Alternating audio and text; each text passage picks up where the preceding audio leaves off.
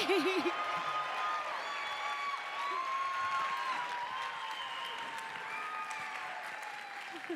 I gotta go over there. Everybody, this is the Brandon Interviews People panel. We're going to talk about the future of science fiction and fantasy. But if you've never seen me do this before, I have the fantastic quorum of sci-fi fantasy authors here. I'm going to periodically be asking them questions that, as a quorum, we get to decide for all of science fiction and fantasy. This is what happens. It's a little-known rule that if we get at least 3 of us together, we just get to decide things. And so we'll do serious questions too, I promise. It's about time we're the quorum, though, because yeah. I'm sick of things being decided with us not being here. Yeah. Well, you know, sometimes we've decided some things that I don't know if you got the memo in the past with other quorums. Do you remember one of the big things you all decided? What did we decide? I never remember them myself. We tried to name. You just feel the ripples through the. We tried to name new fantasy mashups because we have romantasy. Oh, sure. I think we came up with a thriller and fantasy mashup that we're all supposed to be using, but I forgot what it is. Fantasy? Yeah, it was fantasy. Yeah. Wait, that's fun. Yeah. Upcoming genre. I mean, it makes me want to throw up when I say it. Exactly. That's the best things. Thrillantasy. Like you actually, Is it fantasy or thrillantasy? No, thrantasy. It rolls off the tongue. Thrantasy. Yeah. But in case you don't know, let's have our panelists introduce themselves. Tomi, why don't you go first? Okay, hi guys. Hi. My name is Tomi Adeyemi. I am the best-selling author of the Children of Blood and Bone series. Thank you. This is my first time at Dragonsteel, so thank you to Brandon and your entire team for inviting me. This is pretty cool, and I'm excited for this panel. Yay! All right, we got Pierce Brown. Yeah, my name is Pierce Brown. I am the author of Dungeon Crawler Carl. Glurp, glurp. I write the Red Rising series, and I'm so happy to. All right, enough of that. So happy to be here with you guys and with some of my favorites, and just getting to meet Tomi for the first time. So this is gonna be fun. Yeah. And then we have Matt. So Pierce is just mad I kicked his ass at Street Fighter last night. This is how grudges are built. Yes. So my name is Matt Dinniman. I am the author of the Dungeon Crawler Carl series, and I am so happy to be here. And I'm just going to launch into a more serious question. Wait, who are you? Who am I? Yeah. My name is Pat Rothfuss. I changed my name because Shouldn't you be somewhere else? They kept getting mad at me, so I adopted a new persona. Don't tell anybody. So first question, kind of more serious. So Tomi just finished the series. Yay! You're on the last book. I'm on the last one. You got 2 left. Well, the readers have 3 left, but I'm almost done with book 8. So we're going to have about 10. Okay. So I feel him nipping at my heels now, so I got to get in this camp real fast.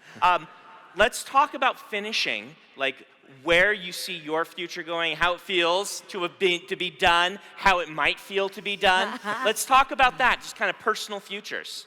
Personal futures. Personal futures. Well, I think it's interesting because, I mean, we joked backstage. Mm-hmm. I told them maybe 2 mornings after I turned in the 3rd book of my trilogy.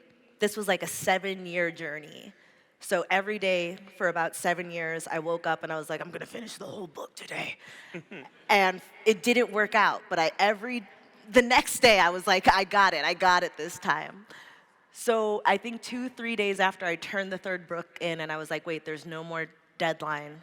There's not another book to write. I woke up and I was like, this is what Matthew McConaughey must feel like every night. I was just smiling. This head was empty, but I was like, all right, you know, body rolls and stuff. So that's what you have to look forward to. Congrats.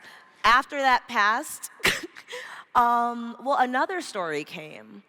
And the way I write all of my stories, they're sort of like fictional memoirs, meaning when I look at each book, even though it's it lives as its own plot, its own characters, its own storylines. It's sort of like a totem from my subconscious, like an inception. I don't have like the floors of an elevator. It's like I have these books, and then you're like, do you want to do a signing? And then people bring the books, and I'm like, what is this?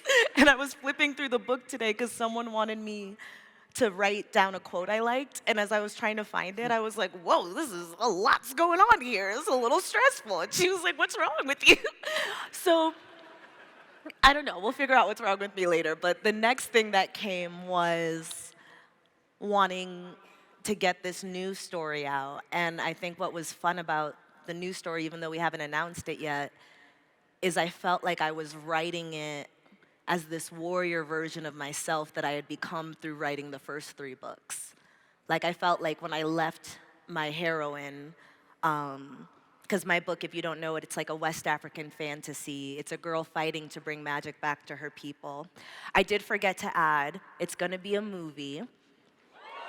Yeah. So you'll see it in theaters and IMAX, not this January, but January 15th, 2027. So it's like real? Oh, that's a date. That's got, like like, a movie, date? a January 15th, 2027. I've been in this like so long and never got a date. Nah, Yeah. Having a date is a big deal. Like, Not only is she Matthew McConaughey, she has Yeah. a date. there's yeah, a date. yeah. Ugh. There's a date. But yeah, so it's like that happened, and I was like, oh, you got to take a new version of yourself into a practice, the practice of writing and storytelling that you'd always aspired to do, but you're not aspiring to do it anymore, you're just here. So I guess this is a very long way of saying, after feeling like a cowboy, I felt like I got to do this thing I love to the best of my ability, but also as the strongest, like, most incredible version of myself. And that's the gift I got from finishing the first 3 books. That's awesome. So the apprentice has become the master, and now. Yes, Yeah, even fighting wise. Yeah, Because it's like now I fight for real. And I'm like, you're not just writing about the violence, you're enacting it. It's great. I It's a do have great to say, pipeline. you mentioned when they ask you to write a quote. I always panic when a fan comes and says, oh, write the quote about this. And I'm like, oh, I'm going to get it wrong. 100%.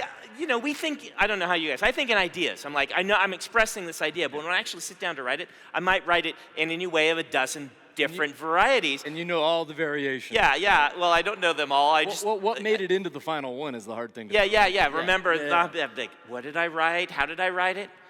So, the future for Pierce. The future. Well, that all sounds great. But I gotta imagine, like, since you told me that Matthew McConaughey thing backstage, I've been thinking about myself. Yes. Because it's all about me. Yeah. And I He really, was showing off his elbow. In He did do that. I got actually. pictures of it. to on be He phone. fair, did. she did challenge No, my elbow. you don't want them to know? No, you can say I'm proud of my elbow. I think it passed the test. He was bragging that he had like a very moisturized elbow. Not a I was brag. like- Not I a said, brag. I have never met a human in my life that has a well-moisturized elbow. And then now she has. I have. This is what happens when you get the quorum together. We compare elbows. She says, when was the last time you really saw a moisturized elbow? And I said, this morning. He wasn't lying. But don't believe people just because they're famous. No, it's true. Push them. Semi-famous. Push them.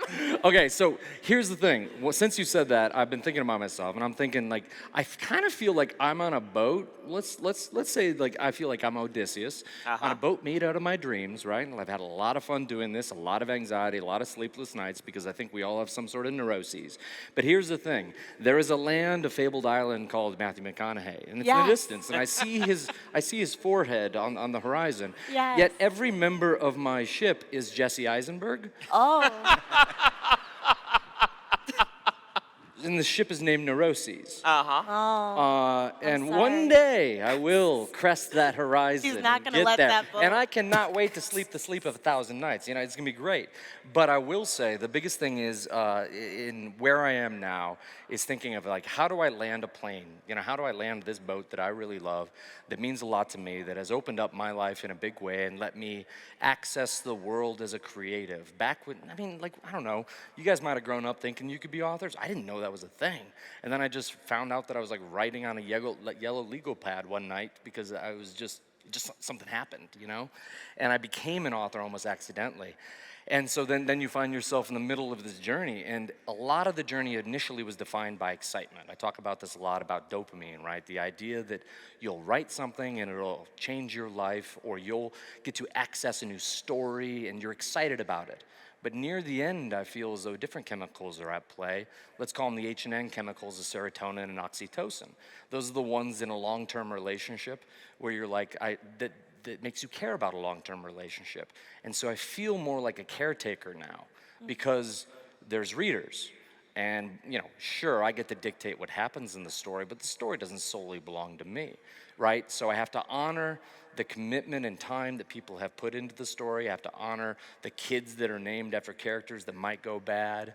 I have to honor the ink that people have put on their bodies, the chevrons soldiers put on their kit before they go into battle. All these things culminate to making me feel very responsible, right? And I think that sense of responsibility, more so than like trying to guess what the Reddit wants you to do, because, you'll do it, and then tomorrow they'll say, that people pleaser, So it's not about that. It's not about meeting expectations. It's about honoring the commitment, right? So I feel very, very deep into that right now. And that doesn't permit me to cheat on Red Rising and have other ideas.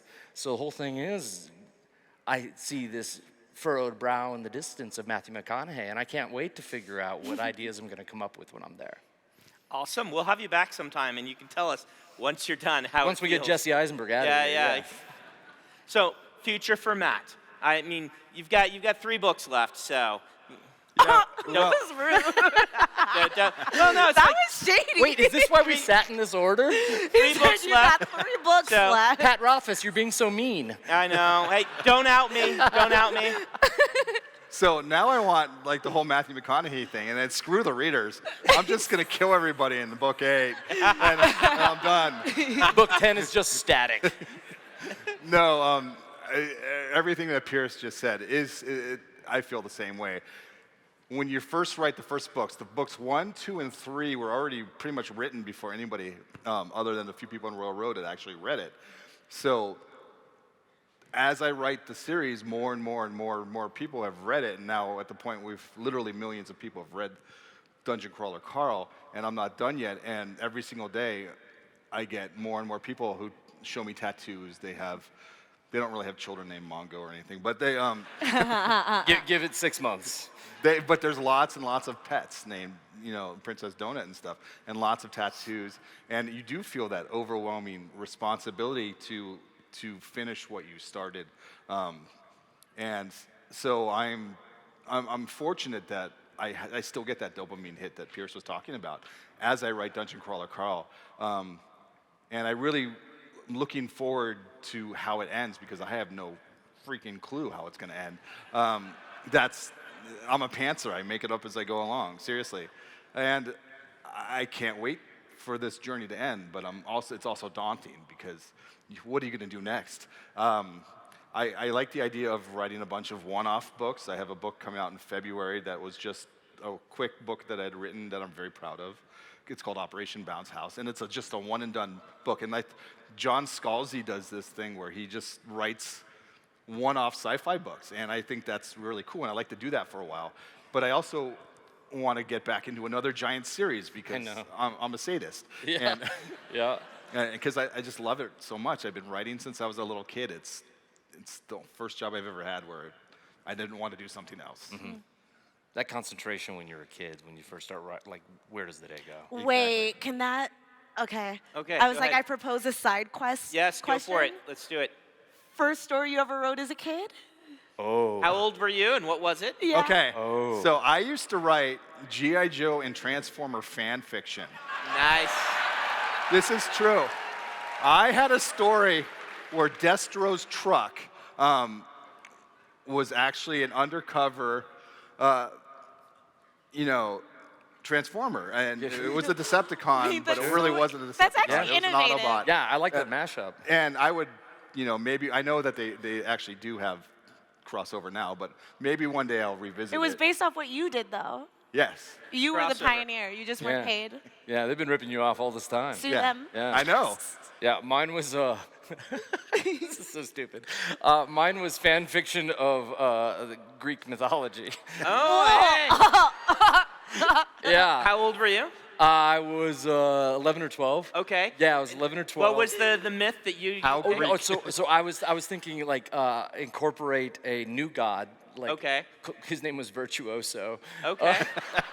That's the And- most and he's- authory thing I've ever heard. So it was before, I guess, American Gods came out, so I do feel pretty good about it. But I think it might have been influenced by, oh gosh, what was the name of the guy that sued James Cameron a bunch?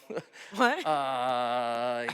For Terminator. Sued James Cameron a bunch for Really Terminator. prolific sci-fi writer, Harlan Ellison. Oh, Harlan Ellison. Oh, Yeah. I should have guessed. He sued everything. Yeah, exactly. I should have just said that, right? Yeah, yeah. So it might have been based on something that I read from Harlan Ellison or something, but I thought it'd be cool to bring a new god into like Greek mythology. Mm-hmm. But if he's a god, then obviously time wouldn't matter as much. So he'd be existing in a concurrent timeline with the Greek gods, and I think it was quite a classic.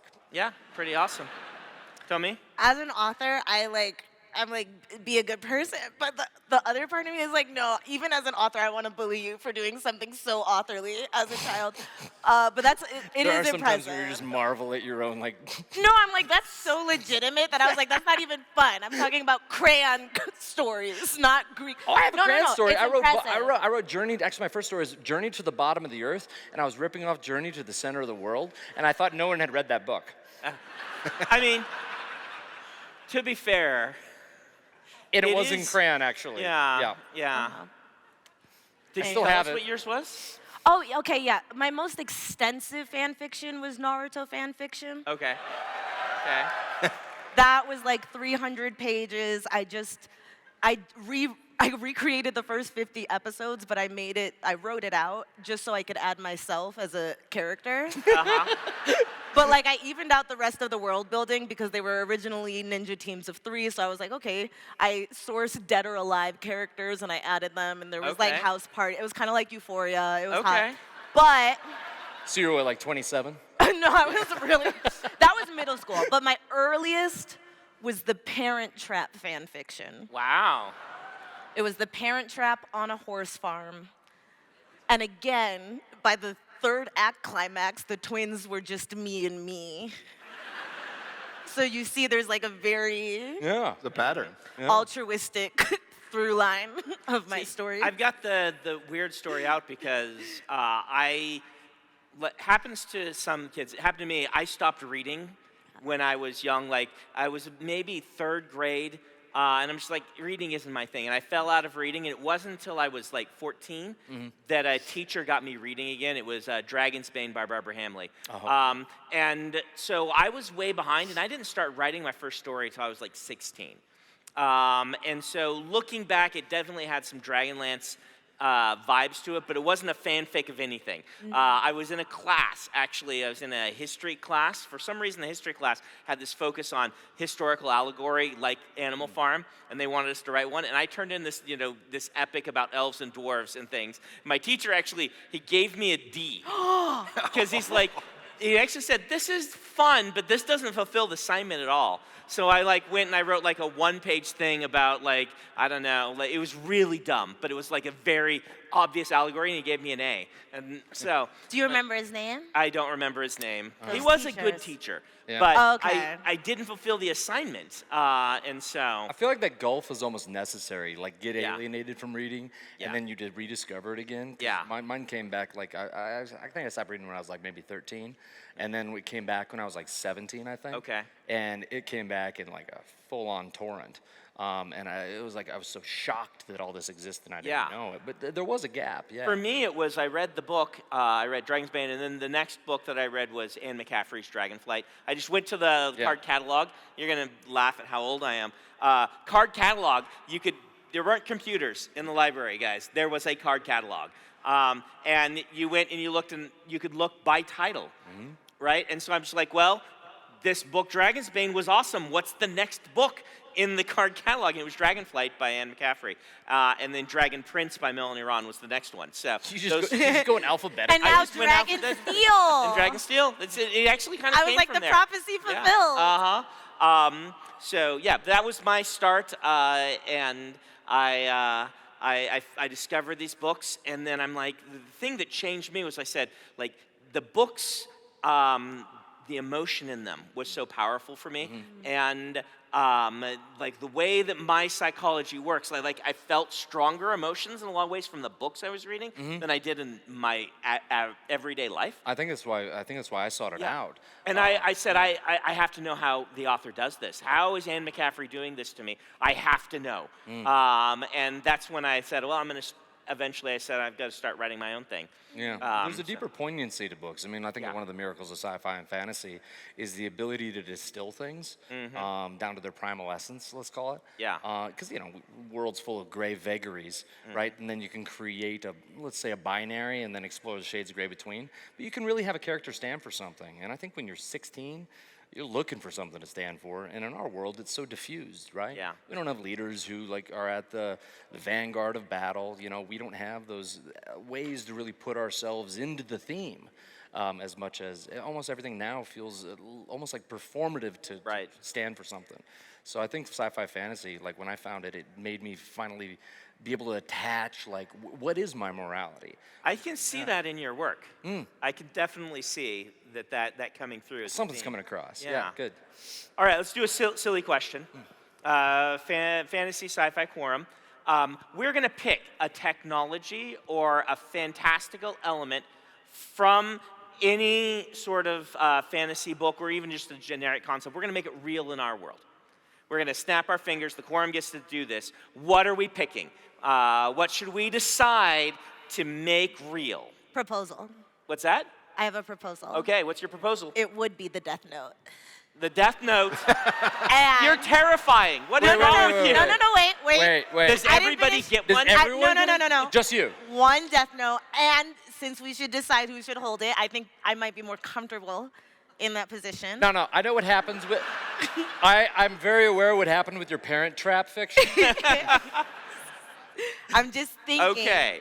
That's a proposal. Okay, That's proposal all. is the Death Note in Tomi's hands. I think every Okay. cashier should be allowed to have the Death Note. And so, yes, cashiers. And then it would become the most polite society, how people treat cashiers. Okay. I think, They- you're We're winning me sounds over. to like- stop this from happening? They're both voting for the here's Death the thing. Note. Here's why you're winning me over. I'm not sure cashiers. I think there should be a patrol to see if people pick up their own dog poop, their own dog's poop. Ooh, I don't right? know if that's. No, because I think that is symbolic of a greater flaw within the person, and if they Okay. were eliminated. Well, I have a favorite question to ask. Well, we're not going to ask it, but here's something to ruminate on, all of you. My favorite question to ask a drunk person is, if you were an autocrat, what are 3 laws of your society you would enact? And Okay. here's a great thing. If someone has a really quick answer, be afraid of them. Okay. Yeah, but Okay. I think Men in Black, memory wiper. Okay. That seems more sinister than the Death Note. Boop. Yeah. She doesn't know what I was talking about. That's pretty scary too. I think it'd be That's pretty cool. sinister. I would Okay. use it for myself. I'd be like, I'd be like on a flight. I'd be like, boop. Wow. Yeah, geez. I would self-medicate. Okay, I'm gonna. Yeah, It's just me walking I around think like, that boop. as a you're all quorum, terrified. Well, that was an embarrassing interaction. Boop. But there are things in the human world that can achieve that. We don't Yeah, have the that's right. technology of a Death Note. Yeah, I know. That's I've been true. trying. So I'm going to veto. Okay. Respectfully. Respectfully because veto. memory wipe can be Yes, achieved yes. by other this forms. this is the foundation of an autocracy founded by Tomi, Thank you. who wants the Death Note. Okay. I don't want it. I'm just answering Brandon's question to be polite. The Afterwards, quorum gets to could I get a decide. top Matt, 5? are you still voting for the Death I need Note? a top 5. This is getting dark. Yeah. Here, I was thinking, they're gonna pick the Star Trek replicator thing that you That's- can just Whoa. make food for people, or it's gonna be like maybe we'll get dragons. We'll either solve world hunger or we'll get dragons. No, Oh, we're getting yeah. the Death Note. People, This and is- there are chefs that can make food. There This- are yeah. salamanders. This is I being am, recorded, salamanders right? can't Yeah. fly, Tommy. I am pulling. Yet. We could bring any anything over, we true. shouldn't be able to do it in a mundane way. Well, here's the Okay, thing. that's a good argument. This is being recorded, right? Yeah. Yeah, so Allegedly. food replicator for the people. Another option. Okay. Just throw it out there. Let's throw it out there. Altered carbon sleeves. Okay. What? Be very cool, particularly the kind of like Ansible thing, like Ender's Game, the Ansible thing where they don't have faster than life travel, so they transmit. Wait, did you say faster than life travel? Well, faster than light. I didn't, but I should have. Faster than life or faster than light travel. But so they transmit the soul, the consciousness, into a sleeve on, let's say, a planet 25 light years away. I think that's a pretty neat tech. What do you That's think? pretty neat. That tech, is pretty neat. Like, But we would Isn't still that have just birth? Death? No. Death. Respectfully, though. Respectfully. All right. So You're wrong. Respectfully. Respectfully. Death Note it is. I'm terrified. See what happens when you're persistent? I'm standing on your good side from here on out. I've gotten a death note from Dragonsteel. All right, let's talk about trends. Let's talk about what the actual topic of the panel is. So, anytime you get sci-fi fantasy authors together, we do like to talk about trends. But we always are like, but I have no idea, right? Like, we, as in the business, we know that you can't really guess at trends. We're going to try anyway. We're going to talk about it. But, you know, I'll preface this by saying I remember being at a convention in 2002, I think it was, or 2001. And I went to the panel of what the editors think the new trends are going to be in sci-fi fantasy. And I kid you not, this is World Fantasy. This is like the serious convention. World Fantasy, if you don't know, is the serious one. No costumes, not allowed. It's the we're all wearing sport coats convention. And I was listening to the editors, and they said, vampires are dead. And they laughed because they made the pun. They said, don't send us any vampire things. Anne Rice killed the vampire genre. There won't be any more vampire books. Guess when Twilight was published? So we're all famously bad at this. But I do think trends in sci-fi fantasy are fascinating. We actually have here a group that kind of exemplifies some of the cool trends. Like we were talking about the fact that the YA adult crossover thing is a very big trend in sci-fi fantasy over maybe the last 20 years. Back in the day, you'd have your juvenile books like Narnia, and you'd have your adult books. And when Tolkien wrote The Hobbit, and then he wrote The Lord of the Rings, it was like two separate things. And now book series seem to grow and change and become more mature. I've seen a trend going on, and authors doing a lot more crossover.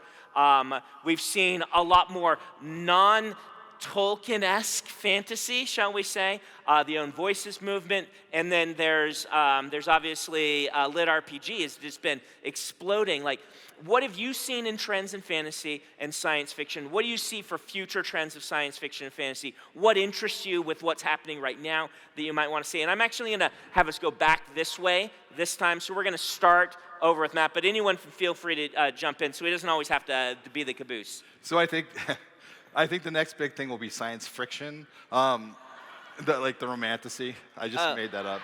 Wait. Science friction is your... That's pretty good.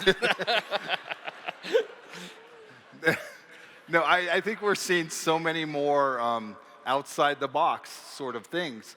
For the longest time, like you said, you would look at the card catalog and all the fantasy would be sword and sorcery, gnomes and stuff. And then we have just the most bizarre stuff. Who's read Gideon the Ninth, for example? Right, yeah.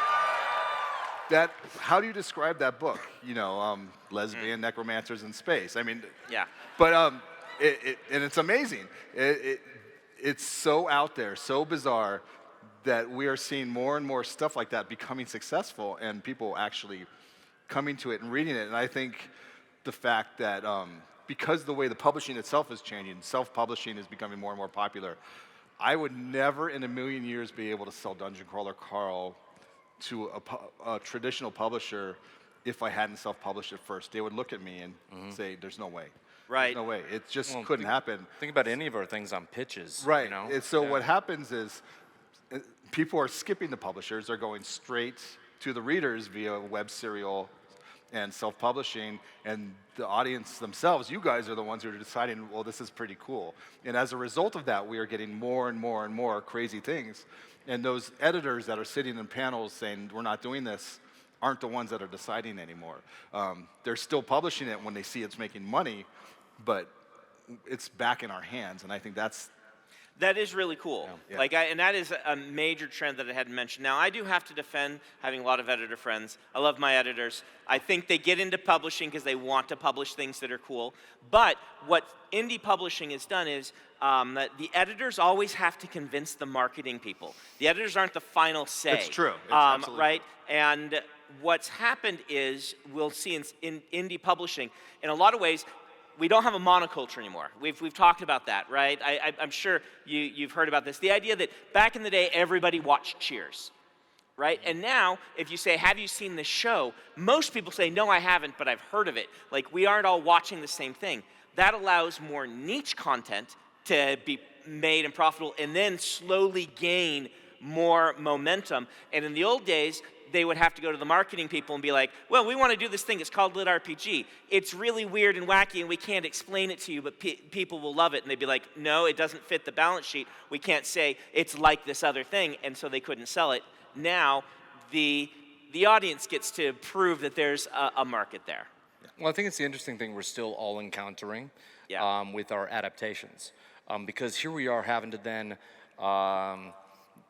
basically then pitch the book that already has 10 million readers. Yeah. Right? To people who have marching orders. Mm-hmm. No knock on executives or anything, but they're operating underneath of a mandate, and that mandate is dictated by someone who usually does not have what we would, and this is not an insult, but we would refer to as taste. Go for the insult. Go for the insult. I did. I buried it in it. I'm not going to contradict you there. But after. it's very rare. Yeah. And, you sometimes see it where the tastemaker is also the check writer, and that's a very that's all kind of like when you have a Kevin Feige scenario, right? Yeah. But it's kind of the same thing we're encountering. But I do think Matt is right, and I do think it does stem from the death of the monoculture. But I think that there's a certain acolyte of the monoculture that used to exist in publishing called the gatekeeper. And the gatekeeper I think that a lot of times, and I think when we all got in to writing books, sci-fi and fantasy was pejorative in the publishing house itself.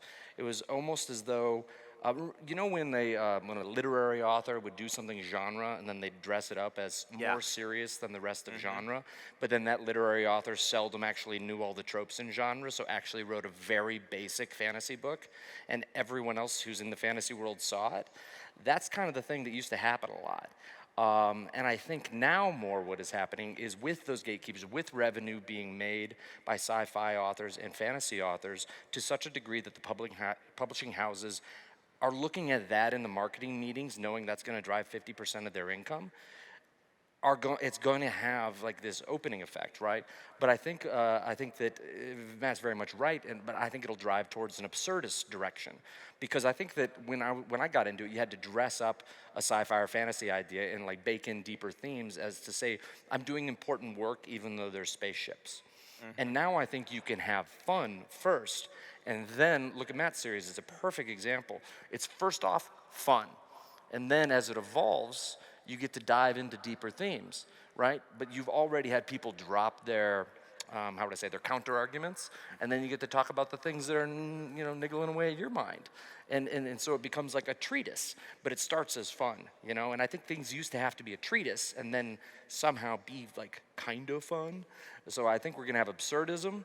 And I'm talking like, those really dopey sci-fi covers with like... Oh, you think the kind of retro 50s I covers think retro 50s back? is going to come back. I think you're going to have like a pig man with a laser gun. Okay. I think you're going to have like a Tarzan woman, Okay. On the covers. And I think it's going to be welcomed in a way that hasn't been in a long time. That's the Okay. title also of my think- next book. I also think the next YA thing will be Angels.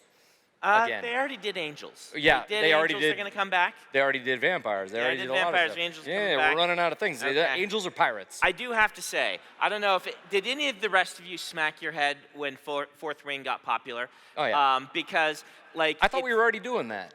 What's that? Yeah, I did. Did we talk about this? Like, like, for those who don't know, like, there's the 20-year nostalgia cycle, right? And Fourth Wing comes out 20 years after How to Train Your Dragon in Aragon. And when it came out and was huge, I smacked my head and I said, dragons plus kissing. Why didn't I see that? It was the most obvious. laying But right there. Brandon, because Rebecca Yarros, I think, wrote 10 romance books She before did. that. She did. So do you think?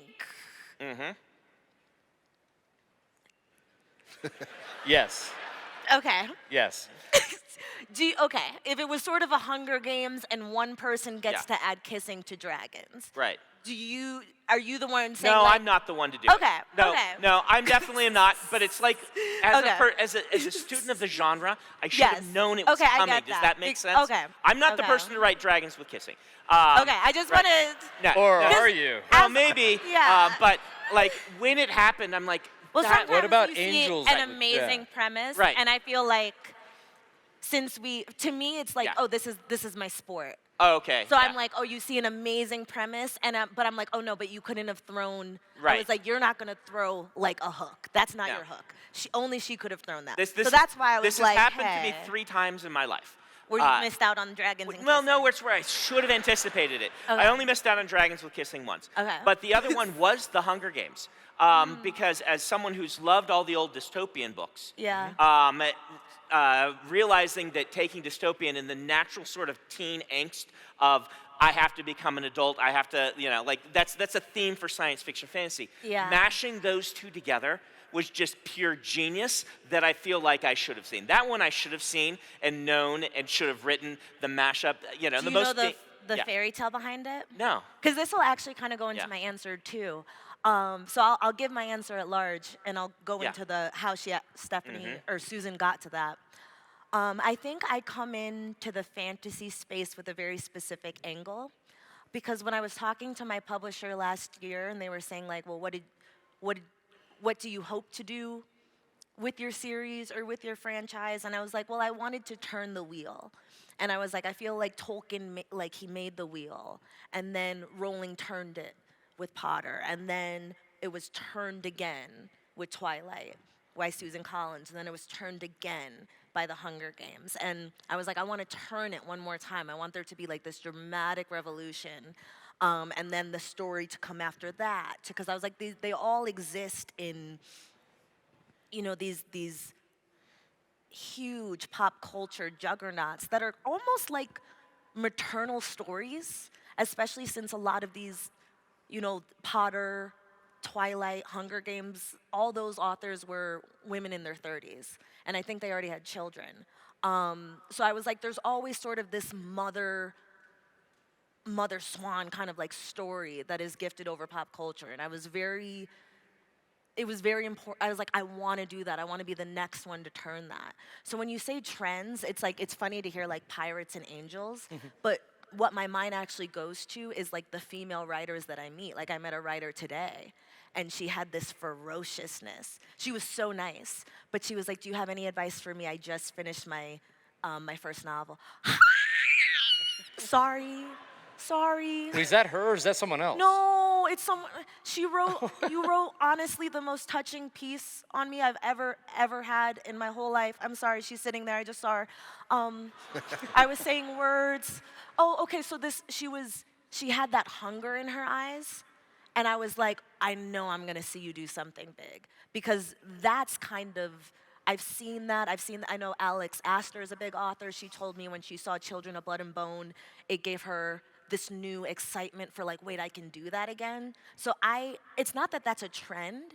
I almost feel like it's kind of a spot that pop culture holds for just this iconic maternal story every new generation. And so I look forward to seeing that, but I feel like I get to see the creators before I see how they'll add to the turning.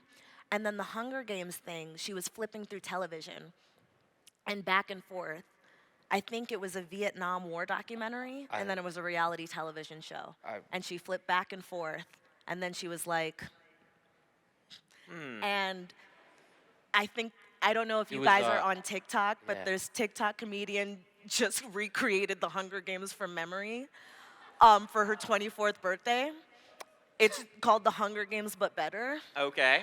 And I'm like, when people are like, what do you hope for? I'm like, now I just hope in 20 years, like a child will be recreating my movie from memory and like with all the costumes and the nuances. And there's just so much, I still see so much Twilight fan media and just so much humorous content because those stories become a part of just our societal fabric and who we are, to the fact that, I don't know, she might have like 3 or 4 million. It's a 42-minute movie. Like she really just did this whole movie again. It's Hunger Okay. Games, but better. So yeah, that's a long-ish answer, but that's the trend I see. It's more Okay. of a spot that seems to exist, and then typically the female writers that rise up to meet it and just make a gigantic shift in pop culture until the next one that just adds to the wheel turning again and again and again. It's awesome. Thank you. Yeah. All right, let's do another fantasy sci-fi quorum question. All right. We are going to retire a trope. It's going to vanish from people's minds. They're going to be unable to write this trope for, let's just give them 10 years. We're going to banish it for 10 years. And or a trope that we're going to elevate, that the next big thing in sci-fi fantasy is going to be built around this trope, and everyone's going to be doing it. What are the tropes that we are banishing and we are recovering? Should I make Pierce go first, or are we bolstering instead of? I mean, I think we should banish. Oh. Member of the lower class infiltrating a military academy. Never! False. Oh, you just want to be background. the only one. You're manipulating this for personal needs. No. I think it's time I'm done. You know. You stole my answer. I was going to be really nice this round. I said I'm Okay. not as personally invested, but no, that stays. That stays. You love That's that. not Yeah? being banned. Okay, Yeah. what do you want to ban? It's specific, Uh-huh. but it's female protagonist who doesn't know she's pretty because she's never looked in a mirror, never seen a reflection in the lake. But then she finds out she has powers, and then she's also in the royal castle, and there's 2 brothers. Wait, and is she clumsy and also elegant? She's like, because Yeah. I'm like, actually, maybe just be hot. Let's not do this whole. I think we can own hot. Like, let's just be hot and then do all this stuff. Yeah, Let's you- not do the, oh my God, I didn't even know my face was symmetrical. I've never seen water. Compelling case. Thank you. Compelling. The voice really said it. Yeah. I'm on board with this. Compelling case. Can we add What if- friction what to if- that as well? Just kind of this- Friction. Yeah, no But more. what about that yeah. character in a military academy? I actually so want to see it. I'd be so angry because she'd be like, I don't know why I don't know why I'm everyone's so good at falling in killing love people. with me because I never even looked that pretty, but looks like everyone likes me in this place. And good thing my armor is form-fitting. Form-fitting armor for Not that I this noticed. ample body that's lean and toned that I never even knew I have because I've only been in the Yeah, farm. I what's was with just the a word farm ample? girl. Yeah. Ample. We can, Ample's just ban the word let's ample. ban ample. Ample. Okay, ample. Ample. Ample. I see it all the time. I don't like I it. only read it. I'm like, ugh. Matt, Yeah. do you like it? Like ample? Yeah. I like it better than like voluptuous. No, I like because- voluptuous. Voluptuous no, making a because statement. voluptuous, Yeah. though, have you, like, It means something. Ample is you're saying voluptuous without saying voluptuous. You're pretending you're not writing voluptuous. But ample's been abused Yeah, because it's almost like there's ample some judge out there being Yeah. like, that is an ample bosom. Yeah. Who's that person? yeah, Yeah. yeah. It's a value It's judgment. been Yeah. abused Yeah. by 60s sci-fi Yeah. writers. Yes. A lot of them. And it's been abused by YA. Yes. Get it out of Okay. here. I kind of Okay. like Rubenesque. Rubenesque is beautiful. Yeah. Yeah. All right. We've got our ban. Oh, you just like that, yeah. Do we have I got some anything we paintings want you to wanna see. advance? Advance. That we want to promote that people are going to have to do? Rubenesque. Rubenesque. Well, okay. Everything is now Everyone's Rubenesque. Rubenesque. Yeah. Yeah. Actually, that is my answer. But first off, I want to get rid of like this annoying trope where the guy walks around with a pet and then the pet becomes like this whole character. And you know, if Pierce is going to do it, I'm going to do it. Well, I mean, why do you anthropomorphize the pet? I know, right? Yeah. Just make it a person. No, I do want to amplify the trend where the person, there's nothing special about the main character Oh, until the they're not a circumstances- chosen one. They're not not the destined. chosen one. They're not Yeah. secretly the king's bastard child who was forgotten. I want to read more stories about normal people that rise to the occasion. Okay. Yeah, I'll echo that. Okay. I don't know if I'm ready for that one. I'll echo that. I think that. Well, I what think- about if we pretend they aren't for one entry, and then we find out Then that they're you the find out in child book of, 3 that they're secretly, yeah. of the Dark Lord all along? Yes. No. Yeah, I love that. I think I'd love to see a bit more of the strength in the common man being the commonness, and the power being found despite the fact that they can't be a super soldier. You know, I've spent so long in the super soldier mentality, right? But some of the characters I love the most are the ones that still matter. And it is that common dignity that matters about them. I think a bit about Les Miserables, like being one of my favorite stories, and I don't see many of those in the spaces anymore. I think it's one of the reasons I really like Joe Abercrombie. You know, Joe Abercrombie does a great job at making, I mean, like Logan Ninefingers. I mean, Joel and I were talking about it the other day. Like, one of my favorite things about Logan is that Logan is like an awkward man. He feels awkward. He's embarrassed about himself. He makes mistakes all the time. And then the Bloody Nine takes over, and that's his superpower. But the other, I mean, Logan is full of mistakes. And I love those types of characters. So I'd love to see a bit more of that kind of like fumbling, almost like character being the center of it. Yeah, they could join like a military academy and suck. Yeah, they're like a burnout. Like, oh, I got kicked out of Hogwarts 4th year. Couldn't hack it in potions. What's that guy up to, you know? Exactly. All right, serious question, and then we might go to question from the audience. We'll see how long this one takes. We will be doing that, but Octavio, you said I have an hour and a half for this, right? Because my little timer up here says I only have a half hour left, but I actually have 45 minutes, right? Okay, I just want to check on that. So let's talk about reader interaction. That's one of the biggest things that as an author who broke in way long ago. I sold my first book in 2003. So very old guard here, which is weird for me to say because I spent a lot of my career being the young upstart, and now I don't get to do that anymore. But the way that we interact with readers is so different now. I was telling these guys as we were prepping for this that, you know, I barely knew what Robert Jordan looked like. I had the little picture in the back. I didn't know anything about him other than the bio in the back of the books because there was no internet.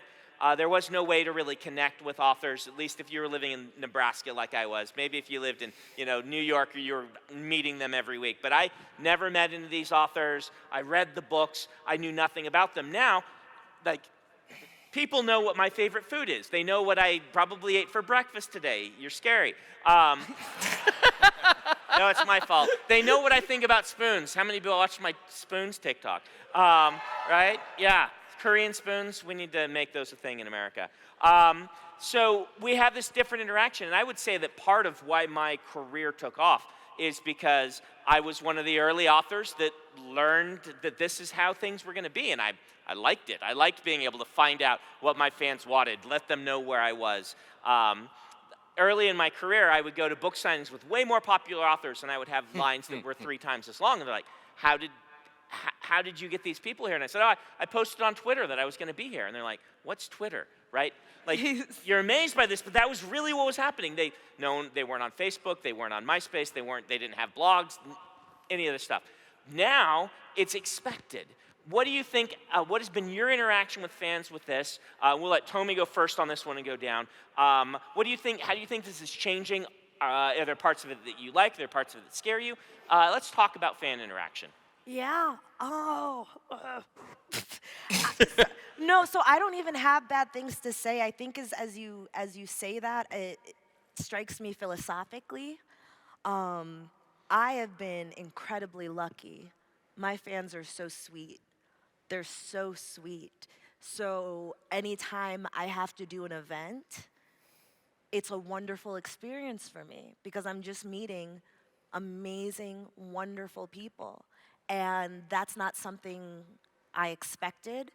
Not that I thought people who read were going to be like awful and mean or this, but like when you dream of being an author, you're not necessarily dreaming about this part. Yeah. You're not dreaming about like the faces you meet and the people. You're thinking about your story. You're mostly thinking about how much you want to write stories and how much you would like give anything to be able to like pay your rent and buy pizza off of those stories. Like you're just trying to feed yourself. So then I'm like, wait, you read this book and you're here, and it's really special. It's really special, and it's one of the most meaningful parts of my job and this career. I think the reason I made that face is because I know, especially in YA where it's like really, really almost Disney channeled, like K-pop-ified of the relationship you have in terms of other genres with your fans. I know for some authors we do this a lot of the times because we're coming from a very introverted space.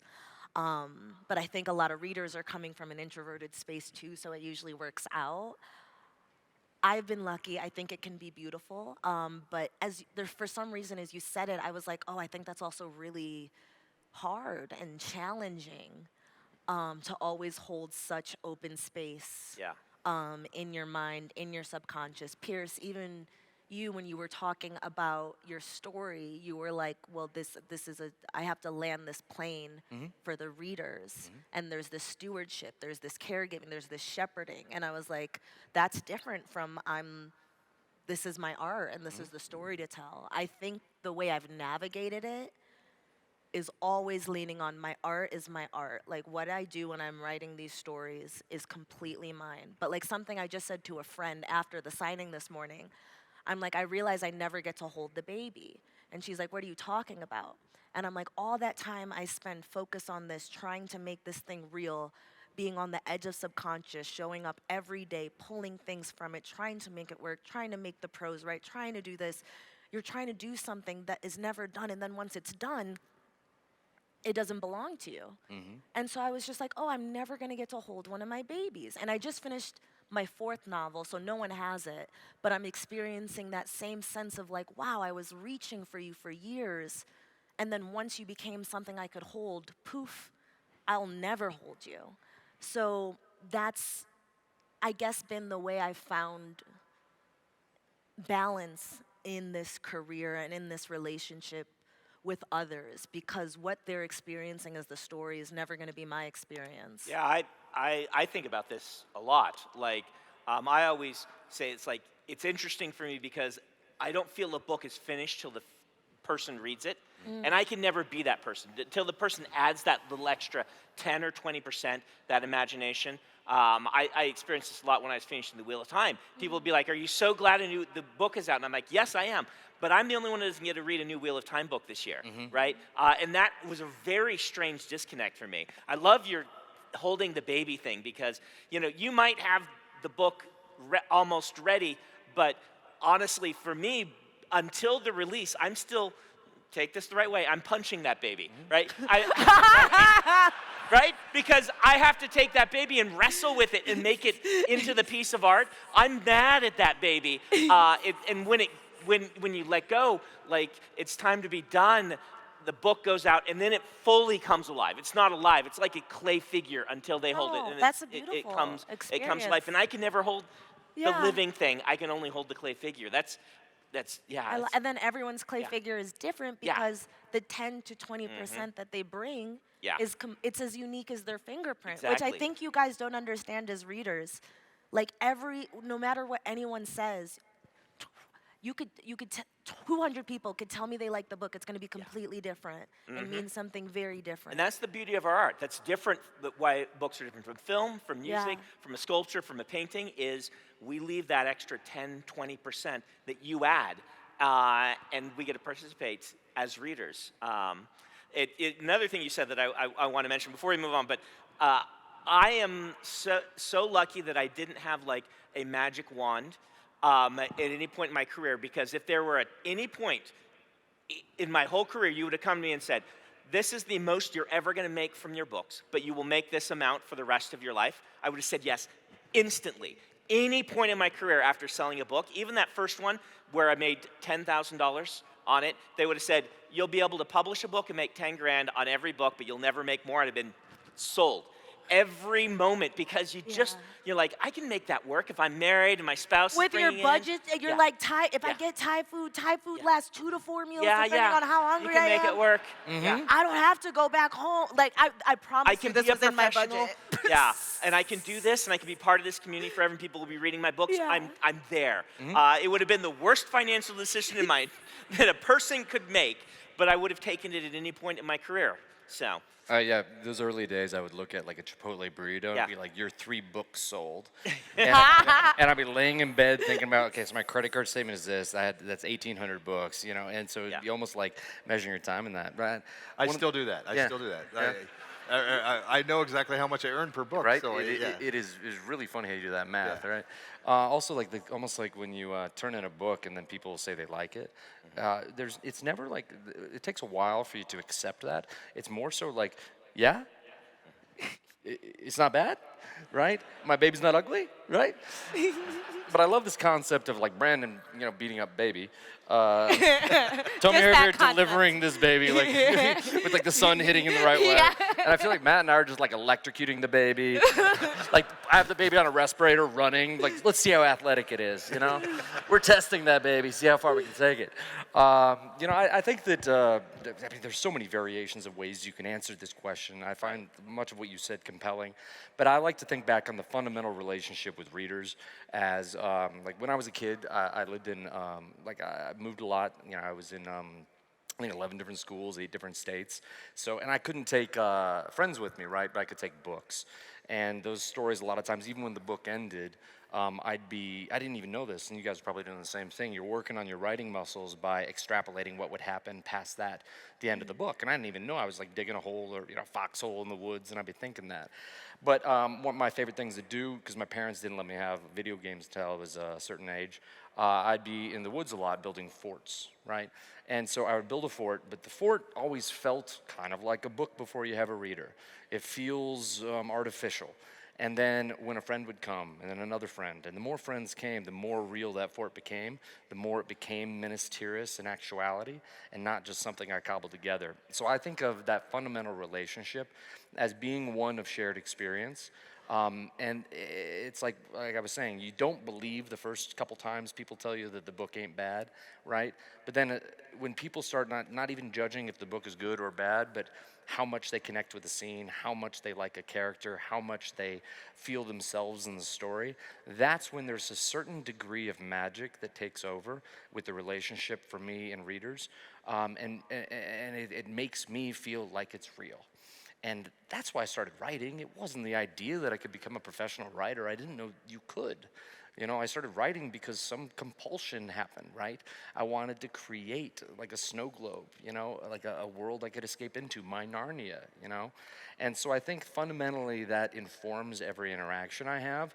I do believe that is a bit screwed up by online stuff. I don't like social media. I fundamentally do not like it. I love face-to-face interactions. I love conversations. I love being able to like have a couple beers in me, maybe 6, and just like say, why is that your favorite character? Because I like it too. I'm a fan of it too, and it's not ego. It's relief. It's excitement that someone else sees something in Cassius, sees something in Severo that is like that resonates with them. That is a totem, as Tomi said, is a totem for something to them and matters to them. And that connection and that mutually shared excitement, it's kind of like you're meeting someone out and then they give you a password. You're having a normal conversation, and then they mention like Morrowind or Berserk, and you're just like, whoop. Yeah. And it's that same thing, and it's getting to share that same exaltation that really brings a lot of joy to me. The other side feels like a lot of admin, to be honest. And I do think, I always think like the further you create anonymity, the further humanity dissolves. Or the quicker humanity dissolves. Like look at manners when you're walking on the street. Look at manners when you're driving a car. Look at manners on the internet. And so I think that it is my least favorite form of communicating.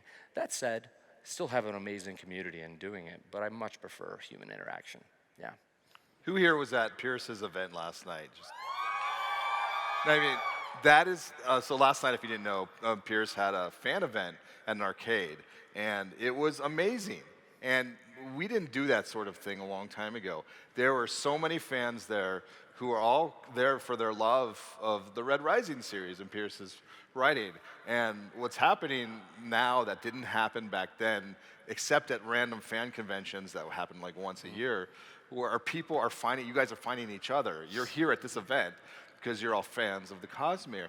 But you're also talking to each other online. You're finding each other. You're becoming fans with each other. You're talking about theories. And because of, even if you don't like social media, because of that, the whole world has changed. Shout out if you're on my Patreon, for example. Wow, that's more than I expected. Not enough.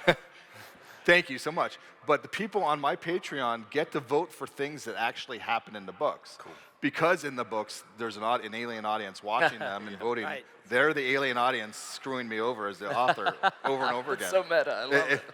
But that's not something that has really been possible in the past, because the internet has changed everything.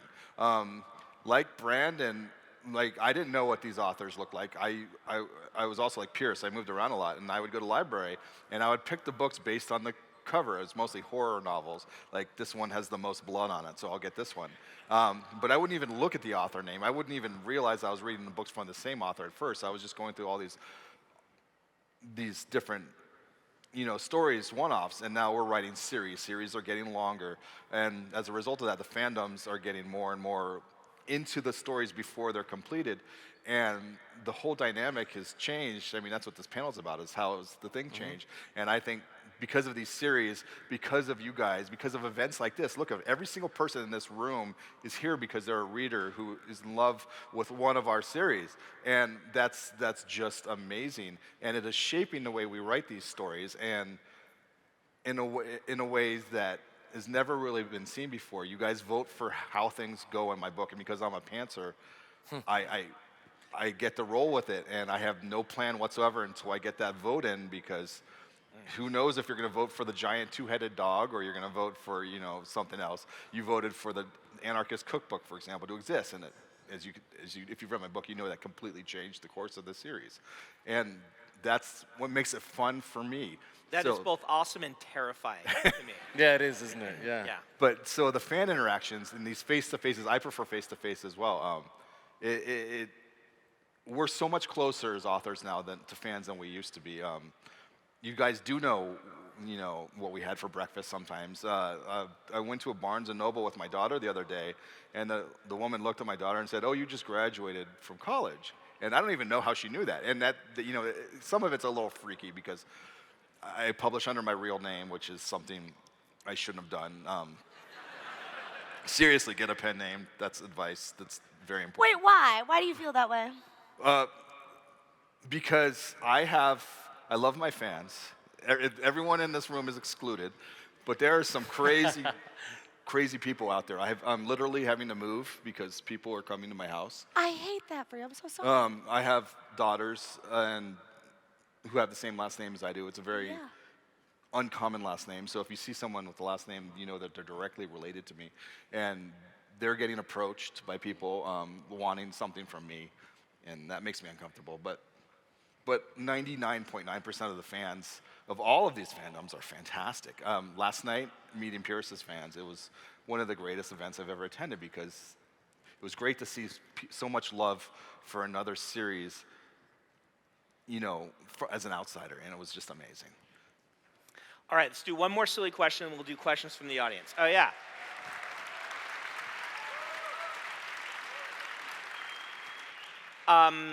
Last silly question for us is, we get to pick a cover trend. You mentioned, we get to pick in all science fiction fantasy books for the next few years. We're going to follow this cover trend of what they're going to use on the covers. Because the YA tends to be a little bit better at the trends than classic science fiction fantasy. For a while, it was the pretty dresses. For a while, it was, the two figures on the cover back to back.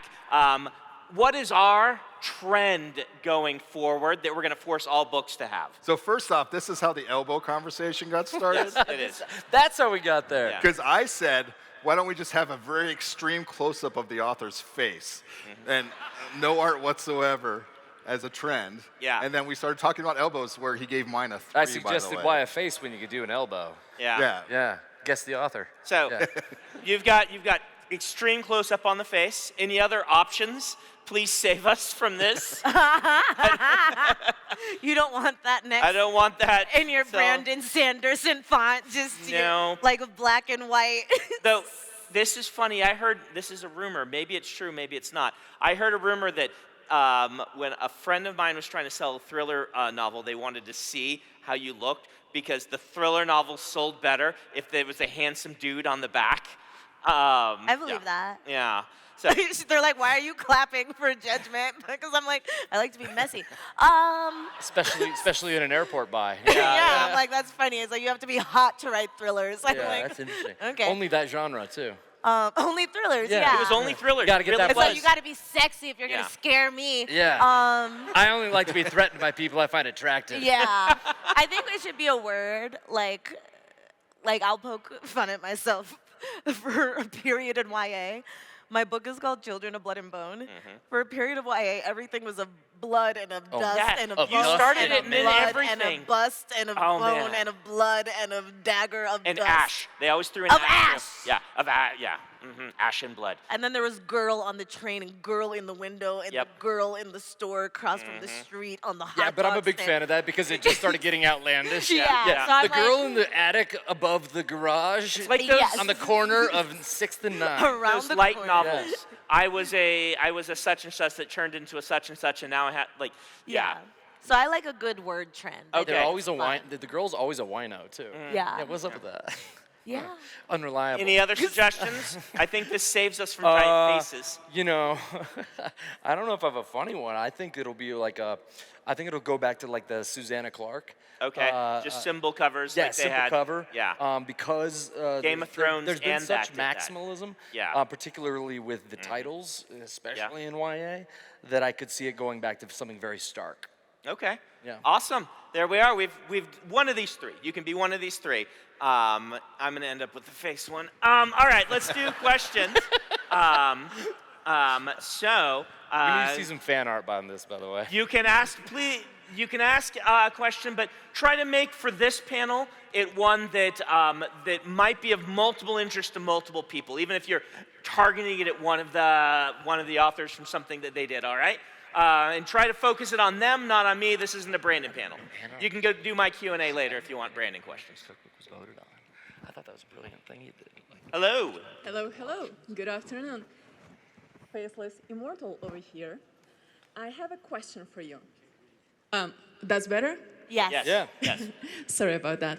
So there is a trend, a lot of writers exploring characters with different mental illnesses. How you feel about that? Does it resonate with you? And what do you find challenging? Okay. Thank you. Yeah, good question. This is one that I've been doing a lot with, and for me, it's always just been. I wanted to write characters that felt real, and the people I knew were all dealing with stuff, and I'm like, why aren't the fantasy characters not dealing with stuff? What do you guys think about this kind of trend? More and more books are having people with realistic reactions to things. PTSD is something that didn't exist in a lot of fantasy and sci-fi novels for years, and I think it's a good trend. I think it's an important trend, but it's also important that authors know what they're talking about too. Yeah. I think that's the fundamental key to it is an author research. I think anyone should be able to write about anything as long as they've done their research and as long as it comes with an authentic approach and they're not trying to rip off or capitalize. And like say, for instance, they just think it's sexy to have a character with a diagnosis and they do a drive-by inspection of it. I don't think that's fair because then you're creating a stereotype. Well, you have to not do harm, right? Yeah. Like, Yeah. you can do a lot of harm by perpetuating things that, that aren't realistic, that aren't true, that Sure. make the lives difficult for people who struggle with these things. But I think it's also our job not to be performative about it, not Right. to be getting imaginary points on the internet. Yeah. So, for instance, the way I do that is I never diagnose my characters.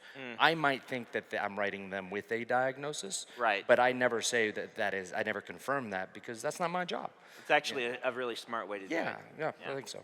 Any thoughts on this? Or you can pass, by the way, on any Yeah. of these sort of questions. I know I think I would hope that it's not trend and more like writing with more authenticity and Yeah. writing with more interiority. I'm someone who doesn't think everyone should just write about everything. Um, I think I think books are very personal. I think the experiences are very emotional, and I think whatever experience you choose to pull from, at least let me not speak for anything other than myself. I'm very intentional about what goes into my book, whether it be considered like dark or light. But I always make sure there's some relationship there because to show I don't know, it would just be like picking something out of a grocery store. And I was like, you're gonna have ADHD. Like, what? Stop.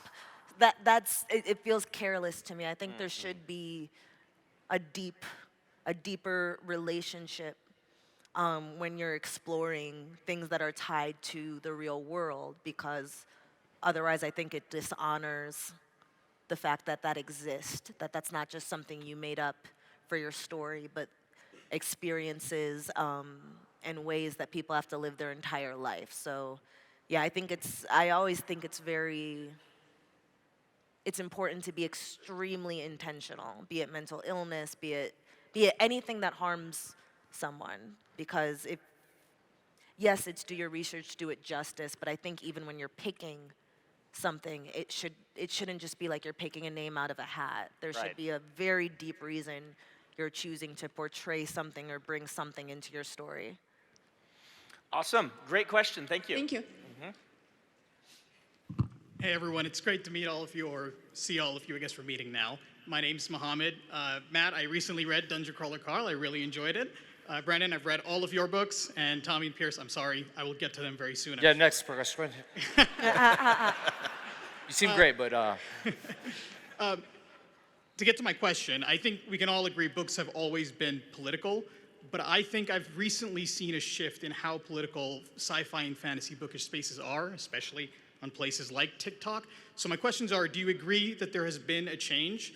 Are you happy to see that change if it exists? And how do you see that impacting the future of sci-fi and fantasy, given the topic of this panel? Yeah. Okay. Yeah. What do you guys think? I think think- that. Okay, no, please. I'd say books are a sign of the times. Without talking politics, I think we can all agree that political upheaval is one of the highest points it's been in recent memory. And as a direct result of that, the fiction, the science fiction especially, and the fantasy that we've been seeing is becoming more and more political. And we saw that in the 60s and the 50s with the Golden Age stuff as well. Yeah, I think art is inherently political. I think there's greater intention for it to be political. I think science fiction has been more often used as a tool of social critique than fantasy. I think that's because the foundational pillars of fantasy, I think focus, like if we look at J.R.R. Tolkien disavowing it being a political work, and I think that more often it's about building mythology. That in and of itself can be political, but I think that sci-fi is more obviously political in how it's been used. So I don't think it's any different. I think simply perhaps the vocabulary around describing work is more political. And I also think that politics is, for many reasons, more on the tips of everyone's tongue and at the forefront. So it's almost more difficult for a work to not be political in times that are heightened than it is for work to be political. I almost hate the word political. Oppression involves politics. Fantasy stories are largely about oppression. Sci-fi stories are largely about oppression. What we're seeing today everywhere is oppression. So I was like, people deciding things are political, I was like, that's not true. You're just talking about oppression. And yes, when you systematically destroy a group of people, I was like, why are we in political, not political? I was like, that's what all these stories have always been. I think when you're living in times where there's no separation from, you don't get to hide it in the book. You see the oppression of the stories, you see people being wiped out, and then you go on TikTok, you go on CNN, you see it the exact same. But that's just what happened that day. That's not a 600-page story. That's not this beautiful thing to run away from. So I think we're just in a time where we are there are so many screens in which we can view horrible oppression. And I think the discomfort with that allows people to stay in this small space of political, not political, book shouldn't be political, this or this, but it's like you're discussing oppression, so just take the word political out of it. And then you can say, I recognize there's fictional oppression here, and I recognize there's non-fictional oppression here. And it's weird to say non-fictional oppression as if it's a genre, but so we're serving some non-fictional oppression today, but Dairy Queen. That's called history. Yeah, non-fictional oppression, or history, or today, or human civilization. So that's more where I sit with it. I think we play where we feel safe a lot. Thanks for the question. Good question, though, yeah. Hi, I just wanted to ask about kind of going along with like the social media and trend type thing. On Book Talk, I see a lot of like, books being marketed based on tropes and becoming popular based on the tropes they include. I'm just wondering how you guys think that, will affect the future of, sci-fi and fantasy, and like what negatives you might think there might be with that, or what positives, like more authors being heard through social media and stuff like that. That's an astute question. It's one thing we didn't bring up. It's definitely something that didn't exist even 10 years ago, that now is a major force. Yeah. So what do you guys think on this? I see things getting acquired based on simply fulfilling a trope that a publisher wants. So I think that, heck, I was shooting at a moving target in the dark when I wrote my first books. I wasn't aiming at a trope. I wasn't aiming at a specific thing. I was just trying to get through the door. So I think that there's greater intentionality behind the penning of a lot of these works nowadays, simply because the publishers are asking explicitly for tropes, like enemies to lovers. I know certain publishers are literally putting out a casting call for that. So I do think that it'll change a bit how stories are created, and I think it'll create a bit of homogeneity, because I think we can all attest to the fact that editors can be behind the times. Think about the zeitgeist moves so fast. By the time a book gets acquired and then it gets put out, perhaps we're already on my angels, And angels I feel like are the thing. you have like an angel fantasy, and you're just Don't worry trying about to it. make Don't like worry you're about trying it. to make Don't worry fetch happen, but it's you. Okay. You guys were scared of me. They're also asking a lot of people when they're querying, how many followers do you have on TikTok? How many followers do you have on Instagram? And that's a terrifying trend because, I think it is a really interesting aspect of publishing. You mentioned Alex Astor earlier. Yeah. And I know she sold on the list of tropes and then wrote the book, and it felt like some of them didn't fit anymore when she got the story written. Well, she has an interesting social media story, because I think it's twofold. At the end of the day, these are just marketing tools. Yeah. Like I'm always like, oh, that would be a really good way to market your book, but you don't like spoilers.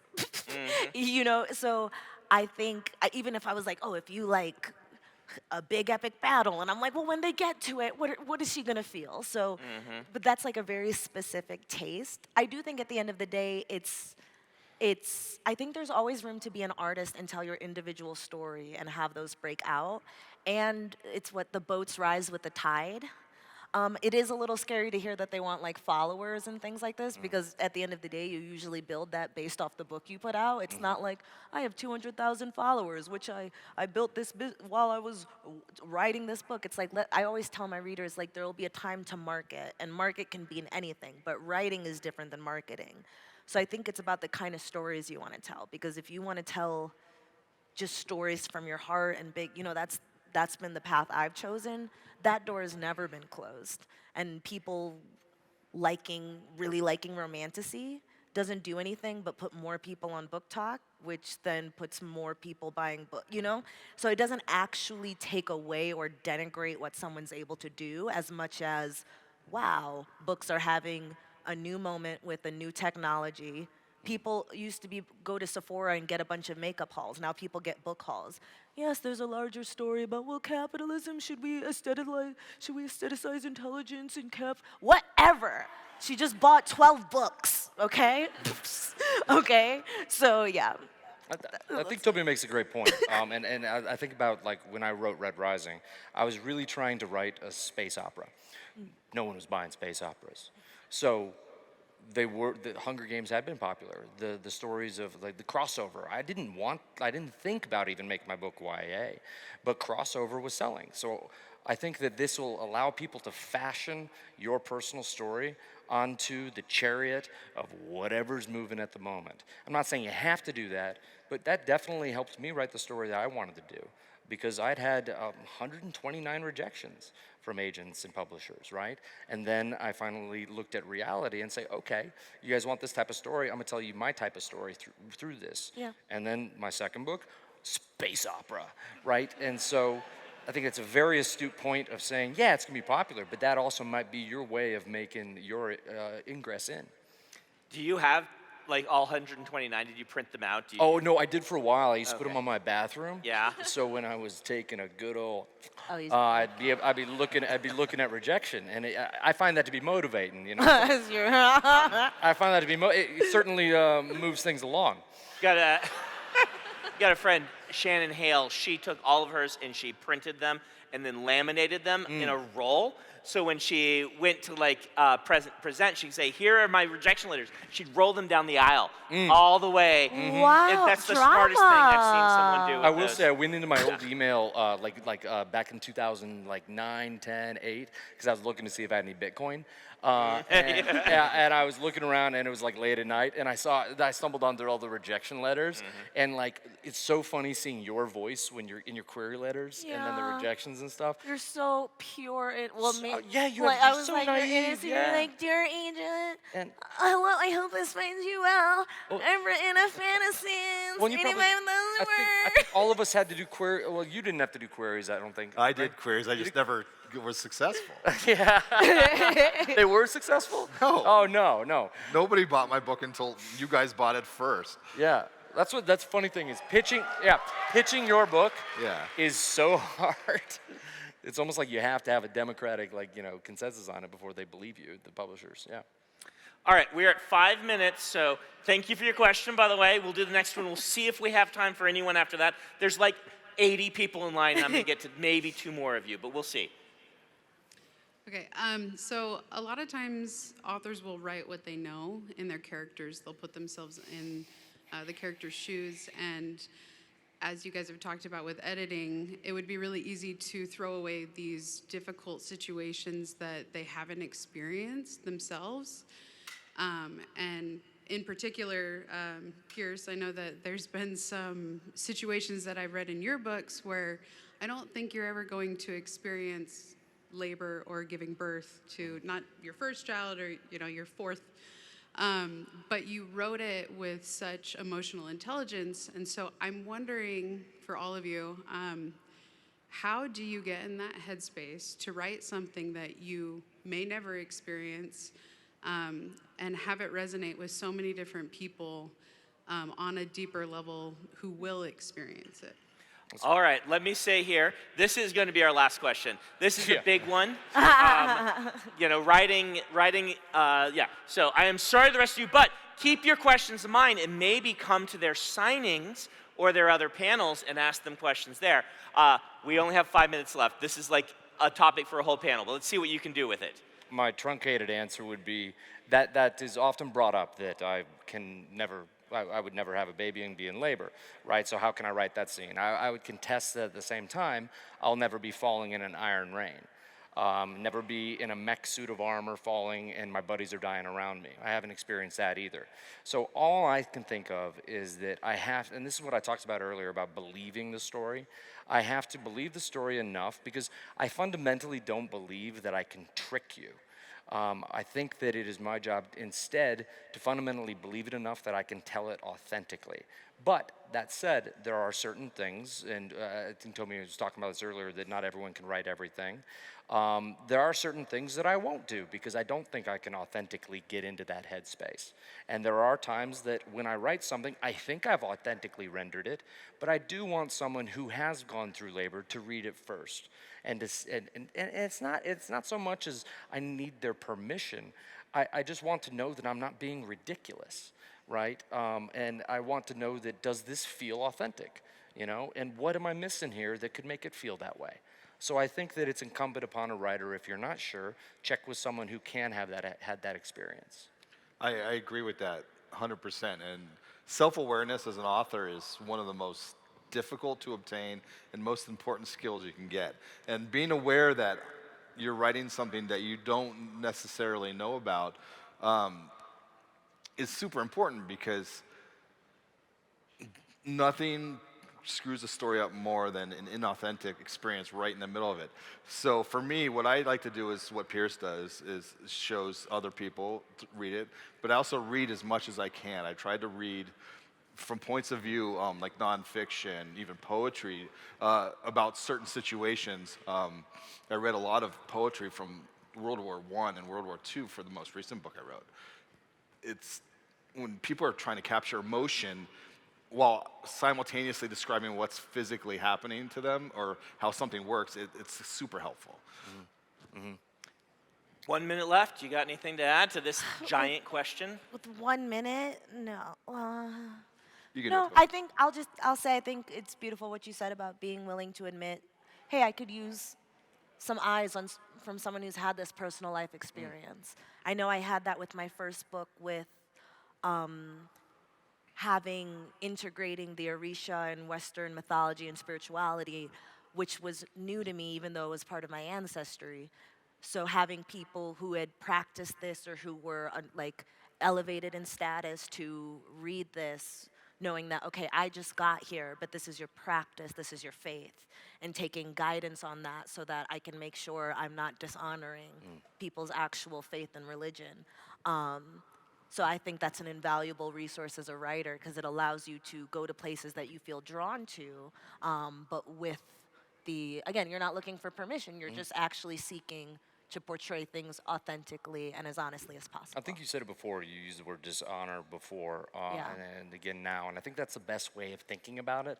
That's the best litmus test, right? You're not cheapening something, Yeah. that it does exist out there, and so you're honoring it. But I think that also fundamentally, like reading is statistically proven to improve empathy, reading fiction, right? And I think that probably we can all emulate certain things, or at least understand that we don't have access to certain things because of how much we read, right?